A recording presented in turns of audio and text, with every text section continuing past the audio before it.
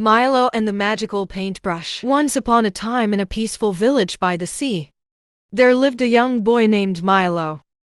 Milo loved to paint more than anything in the world. His room was filled with bright colors, blues like the sky, greens like the trees, and yellows like the sun. But Milo's favorite thing to paint was the ocean.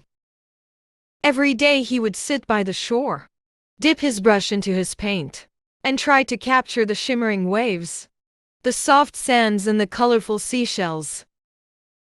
One afternoon while Milo was painting by the water, he noticed something odd. As he brushed his strokes across the canvas, the waves in his painting began to move. At first he thought his eyes were playing tricks on him. But when he looked closer, he gasped. The ocean in his painting was alive. Before he could say a word, a soft silvery voice whispered, "Hello, Milo."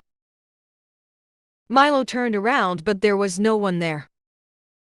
He looked down at his canvas, and there in the painting appeared a tiny, sparkling mermaid.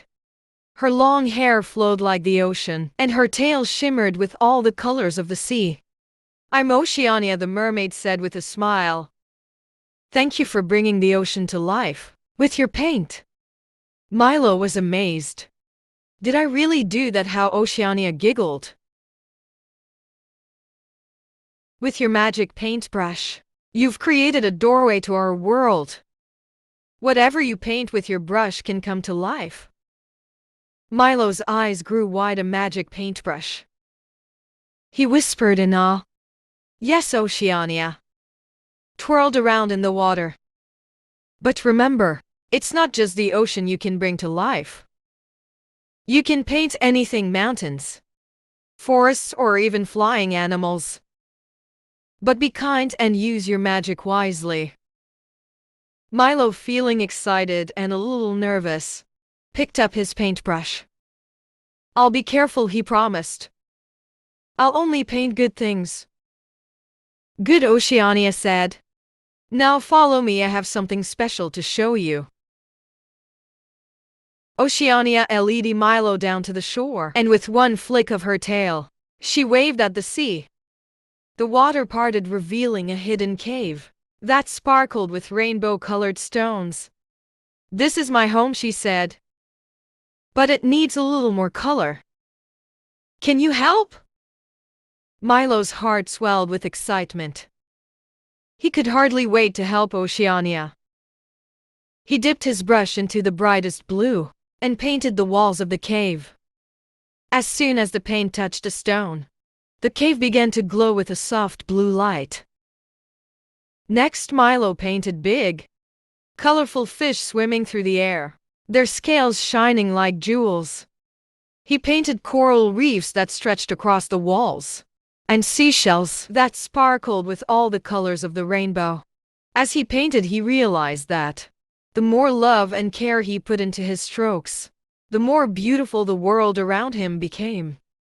Oceania smiled. "You've made this place so beautiful, Milo. It's perfect." But just as she spoke, a gust of wind swept through the cave, and a storm cloud appeared in the sky, dark and angry. "Oh no," said Oceania, her face full of concern. "The storm is coming. It's so sad and full of thunder. Can you help paint it away?" Milo looked at the storm, feeling a little worried. But then he remembered what Oceania had told him. "Be kind and use your magic wisely." With a deep breath, Milo took his brush and dipped it into the brightest yellow paint he had. He painted a soft, glowing sun on the canvas. And as soon as the sun appeared, the storm cloud began to disappear. The storm slowly faded away, replaced by a warm, golden sun that filled the cave with light. "Thank you, Milo," Oceania said, her eyes sparkling. "You've not only brightened this cave, but also made the storm go away. You used your magic with so much kindness." Milo smiled. "I'm glad I could help.